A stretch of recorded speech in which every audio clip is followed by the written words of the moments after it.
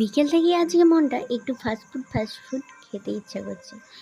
তো কম বেশি আমার মতো অনেকেই আছেন যারা একটু জল বাদলের দিনে ফাস্টফুড খেতে ইচ্ছা করেন, ফাস্টফুড লাভার আর কি। আর সকাল থেকে একদমই মনটা ভালো নেই, কারণ এই ঝড়েতে আমাদের পেঁপে গাছটা ভেঙে পড়ে গেছে। এক গাছ পেঁপে ছিল, সেই পেঁপে গাছটা ভেঙে পড়ে গেছে সকাল থেকে, তার জন্য মনটা একদমই ভালো ছিল না। তো বিকেলবেলায় আমার বরকে পাঠালাম একটু এগরোল আনতে, কিন্তু কোথাও এখানে এগরোল করেনি।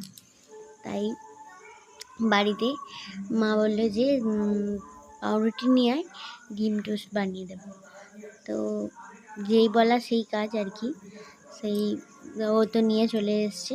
আর এদিকে আমাদের কারেন্ট নেই, আসছে আর যাচ্ছে, আসছে আর যাচ্ছে।